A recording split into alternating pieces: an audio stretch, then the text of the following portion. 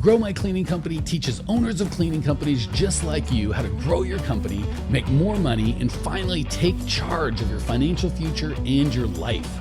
This podcast is about automating and creating systems that give you time and money freedom so you can grow like crazy without losing control. Since this is totally free, if you're getting tons of value, want to support us, and make sure that you get more of the good stuff, subscribe, rate, and review to this podcast today. Now, on to the show. All right. I got the yay from Lindsay. I'm assuming that means we have sound. All right. So for those of you that missed all the important stuff Nathalie said, we just thought it would be fun as opposed to me interviewing other people. Nathalie wanted to interview me. This is my lovely bride. And anyway, that's how this all is going to happen. So Nathalie's going to ask me questions. She even wanted to share the questions with me before we went. And I said, nope, I don't want to know. So we're all just going to have some fun. First question she asked, I was just about to answer prior to us not having any sound, was, when did I know I wanted to be an entrepreneur? And it's funny, I had, having grown up around lots and lots of entrepreneurs, there was so many, most of the guys, a lot of the guys and gals I met were like, oh, when I was a kid, I had a candy stand and whatever. But honest to goodness, for me, I was maybe a late bloomer for entrepreneurs. Until I was probably 20, I think I had no entrepreneurial. I grew up poor. We didn't know any rich people. We didn't know any entrepreneurs. I didn't even know that was possible. So anyway, long story short, hit me when I was probably 20, but it hit me like a ton of bricks. Once I decided I want to own a company, I felt like there's nothing else I could do, and I've been unemployed ever since. Yeah, you need to get a job. That's awesome. So when you became an entrepreneur, was there any moments that you wanted to give up, or were you just like, this is what I want, I know it in your heart? Oh my goodness. Yes. There were moments I wanted to give up, and yes, I always knew this is what I wanted in my heart. So, I've shared the story many times before about how all my employees quit on the first day when I bought my Service Master commercial cleaning company. Literally quit at 8 a.m. and I was cleaning toilets at 5:01 that night for 3 or 4 people. However many, I don't even remember. They never even started. They were employees from the guy I bought it from. And yeah, I definitely would have wanted to quit at that point. But honestly, and I'm not coaching you guys to do this, but this is just to answer my lovely bride's question and be honest about my story.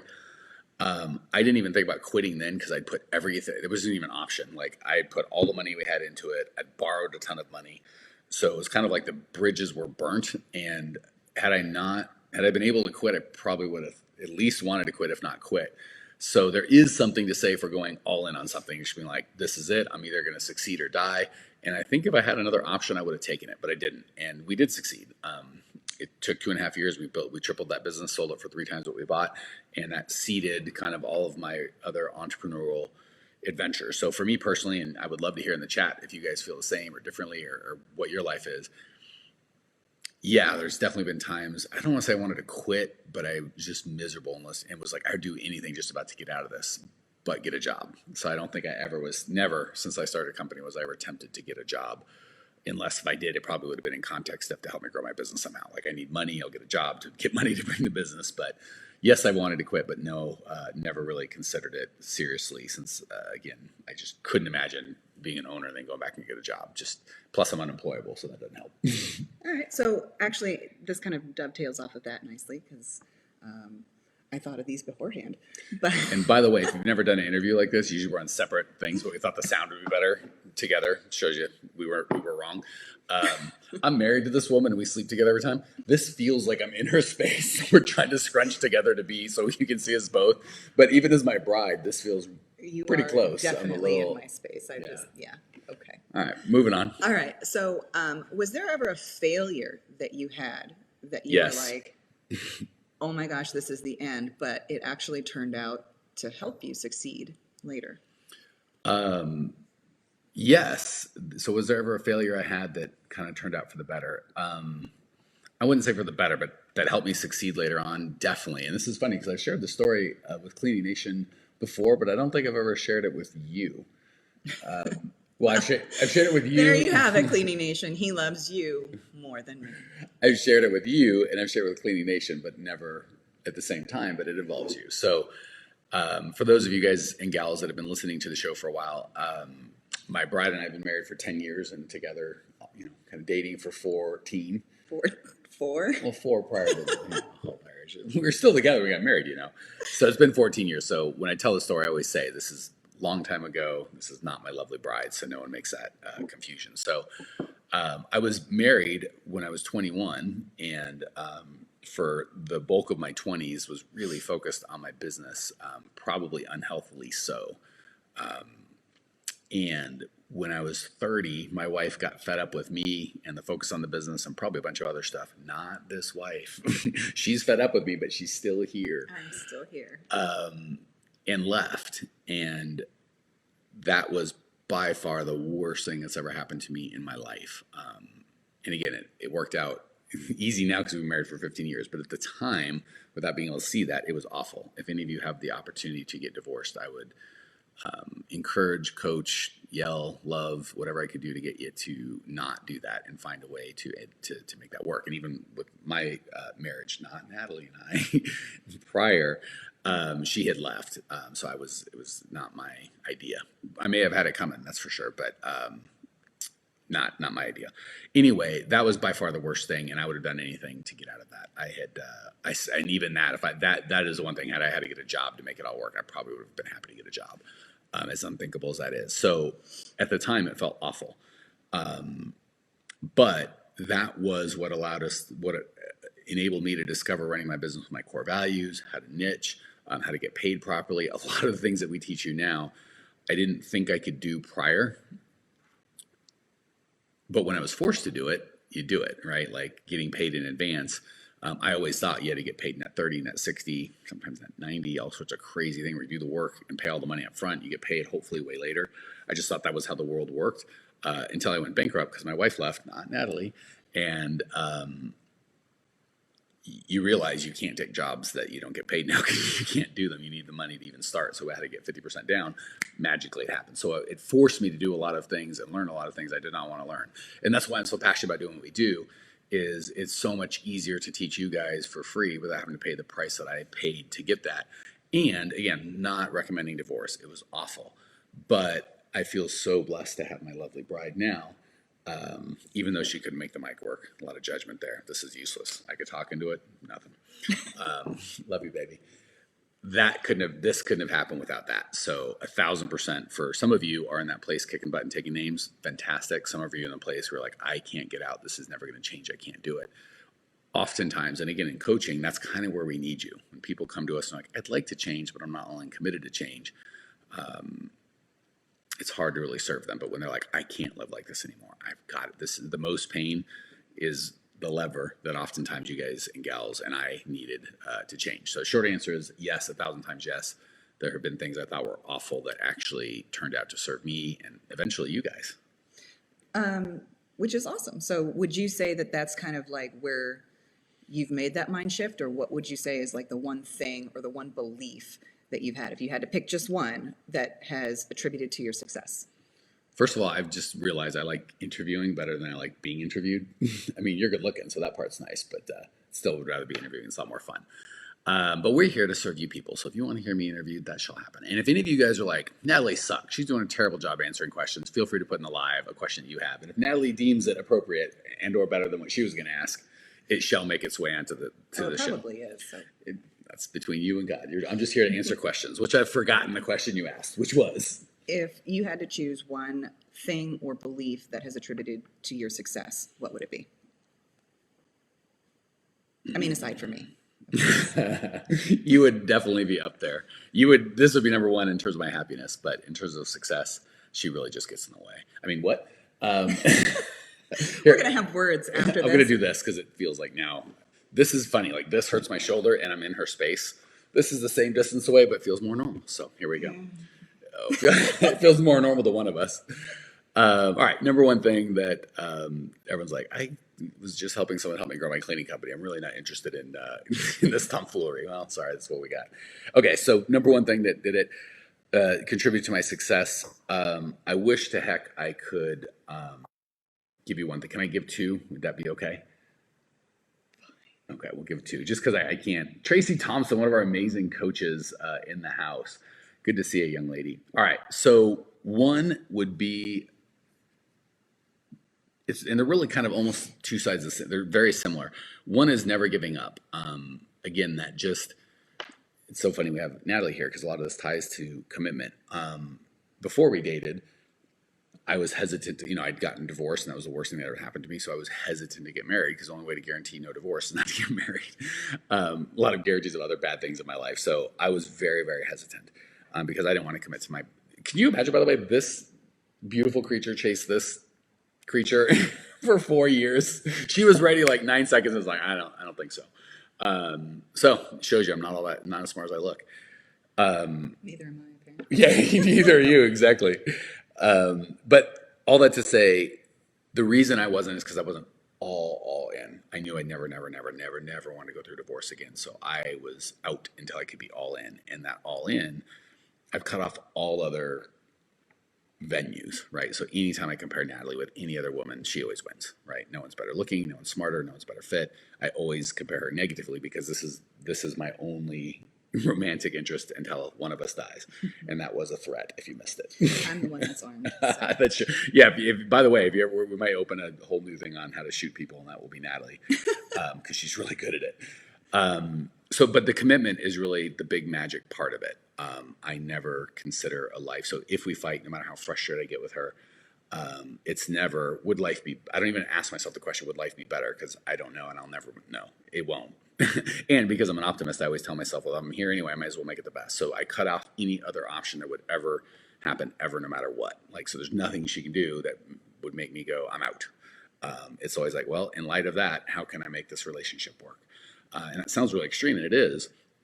But with work, with work, it doesn't have to be that way. With owning a business, I found that needs to be it. So the number one thing would be all in commitment, no matter what. Period. Just eliminating all options of I'm not going to get a job. This has to succeed, right? I'm marrying Natalie, but I've got a couple other girls that I'm not with, but just in case, right? Like I know if this blows up, no problem, I'll just go there. I have none. She's probably got 3 or 4 guys hanging around, but I have none of that. So same with the business. If it's like I'm going to give this a try, but if it doesn't work, then right, the comma but is going to kill you. So number one is all in. I'm cutting off all other avenues. I will die or I will succeed. That's it. That causes a second piece, which is coachability. When I was younger in business, because I have no pride. I just wanted to get better. I would ask anybody anything, and I was super, super coachable. Same goes with marriage. I'm so committed to anything you're committed to. I'm coachable, right? I always want to grow and grow and grow. So, and I think that comes with a commitment, right? Because I'm a proud type of guy, believe it or not. Yeah, Paul says no plan B, which is exactly right. I'm proud until it comes to if my marriage wasn't working, I would do anything or listen to anyone if I thought it would help. If my business wasn't working, I would listen to anyone and do anything. So really the all-in commitment, and that all-in commitment is I'll do whatever it takes to succeed.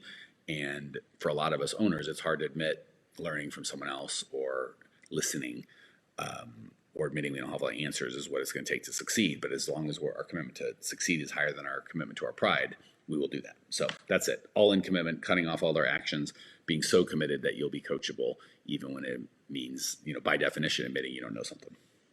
Which is all pretty good. So having said that, having all of that, burn all the bridges, burn all the boats, all in, is there anything that, or belief that you could have had, or a circumstance that happened that could have ruined all of that? I don't understand the question. So, if you had all of those beliefs, is there something that could have, superseded that and ruined it that maybe Cleaning Nation could be aware of? Or for me, it would have been family. Again, when I was going through my divorce 15 years ago, or more than 15, not her. 15. Is it 15? It's more than that. Like 16. All right. Many, many moons ago. Had she said, or had Natalie said, as much as I love you guys, if Natalie said, hey, I don't think your service to Cleaning Nation is helping our relationship. It's important to me that you stop. It would break my heart, but I would stop. So I think the big takeaway, that would be my answer to your question, but the big takeaway I would give for Cleaning Nation is a lot of times so there's that line of I'll do anything for my business, which we need, right? If there's the not burning the ships or, if it goes well, or I'm only willing to go to this thing, that will kill you. Comma. This is the only time I do a comma. The business is there to serve us. So many of us will give everything to our business, money, time, relationships, anything. And that was part of what hurt my first marriage was I think I prioritize, certainly if you look at my calendar, I prioritize my business well over my spouse. And she never said it's the business or me. And I think if she would have, I probably would have picked the business or her. But yes, not you, her. Freudian slip. I think I'd like to think I would have picked her, not the business. But all that to say, as soon as we start giving the business everything, we're like, I pay it, it doesn't pay me, it's burning my relationships, whatever. I guess the only time I would quit would be when it stopped serving me and I was serving it and destroying my life, right? We are so desperately in love with, just like we are with our kids, right? We'll hurt ourselves if we thought it would help our kid. We'd step in front of a bullet, right? I think we do that with our business, and we have to realize our business, even though we feel like it's our kid sometimes, is not our kid, right? I have dogs. I love my dogs. I would shoot my dog in the head if I thought it was going to hurt my son. That it's a priority. That doesn't mean I don't love my dog or I'm not an animal lover, but my son is here, and then I feel the same thing with my business or my son and my wife are up here, and I would shoot it in the head if I thought it was going to harm my business or my wife. So really, those are my only, and then lying, cheating, stealing, right? If I ever felt like I had to do something dishonest or immoral or unethical for business to win, I would quit. But even then, I would still probably go start a different business. That's just because I'm insane. Awesome. Did I answer your question, or did I totally miss it? No, you did. You totally did. All right, we're going to do one little fun one because I've got a couple serious ones after. Well, we've only got like 2-3 minutes. So I know. Okay. What was your most embarrassing moment as an entrepreneur? Oh my gosh. I don't want to share it because you were there and it was really bad.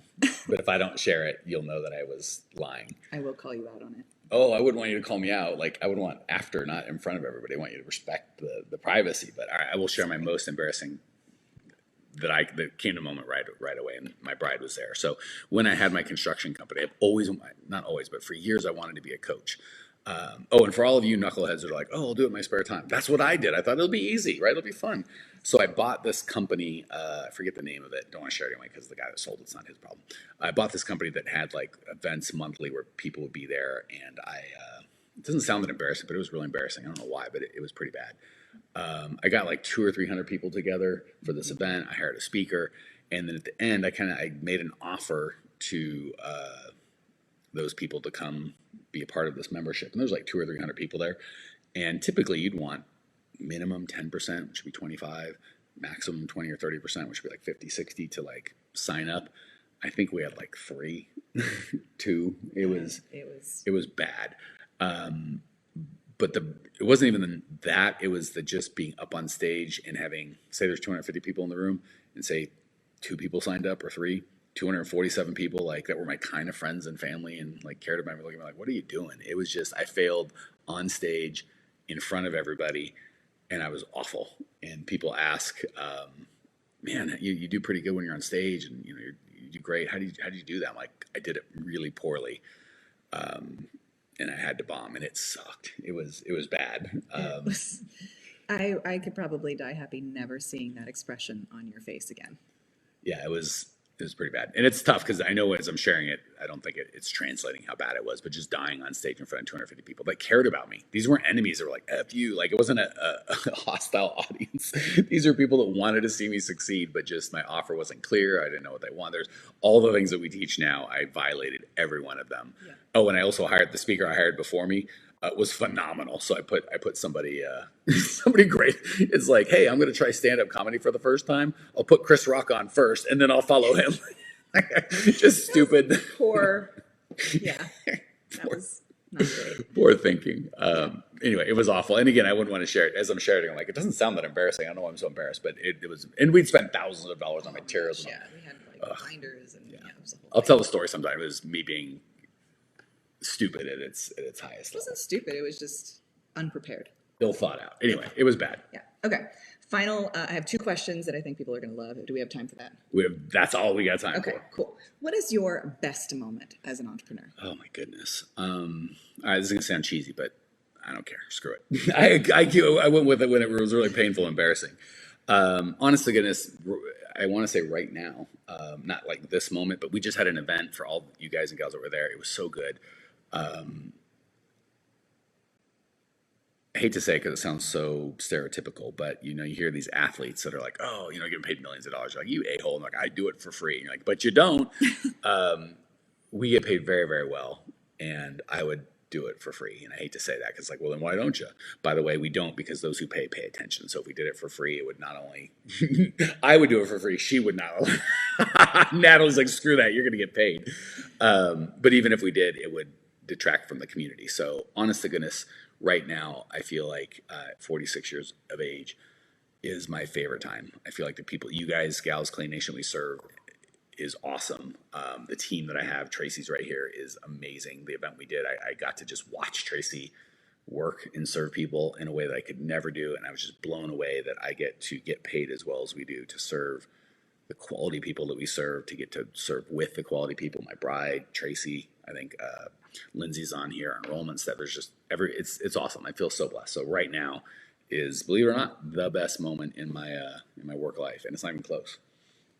Which is awesome. I kind of knew that one, but I wanted to hear it. I didn't see any of these questions beforehand. No. And you kind of like messed up my next question. So I'm just going to skip to like the backup question, which is pretty generic, but I think people will like it. If you could give one piece of advice to the people in Cleaning Nation, and that's it, what would it be? That's not you're supposed to end with a softball, an easy one. That's hard. One piece of advice to Cleaning Nation. You're always giving advice. What are you talking about? This is but one, it's like your favorite child, or your favorite book. The one is the problem. All right, I got it. And Tracy, our mindset coach, is gonna, I think, like this. 6 years ago when I started coaching, I was just as passionate as I am now, but holy crap, not as good of a coach. And I really thought if you just told people what to do, that's all it takes. And a lot of you guys out there in Clean Nation feel the same way. The ladies seem to get it a little more intuitively. And then always wanting to make sure people got results, and more people got results and bigger results, and they were living the lives they wanted. We watch and go, what are we doing? How's this? What's working? What's not? And I realized it's taken me years, and I hate to admit it because it's not my forte, that mindset and the way that we look at our business problems and the way that we look at our business and ourselves and our relationships is far more important than the tactical things that we do. So it sucks because I teach the tactical. I have to hire out people to help transform mindsets, because that's not, I'm working on it as a skill set. I'm getting better, but I'm not as good as Tracy, so to speak. So the one thing I would give is focus on you first and foremost. And like I tell everybody, if I lost everything right now and didn't have a nickel, it'd only take me a year or two before I had another multi-million-dollar business, because I have this, right?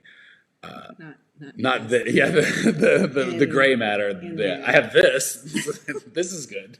She wouldn't leave me, I don't think. So I'd have Natalie and Hope and a couple of brain cells to rub together. But you could have given 25-year-old Mike this business, and I would have been able to ruin it in 6 months flat. So as quick as I could build something from nothing now. So all that has to do with not so much because I know what to do. I would know how to look at the situation. So for all of you guys and gals, and this is something I usually share for our paid clients, I will give it to you guys as a freebie.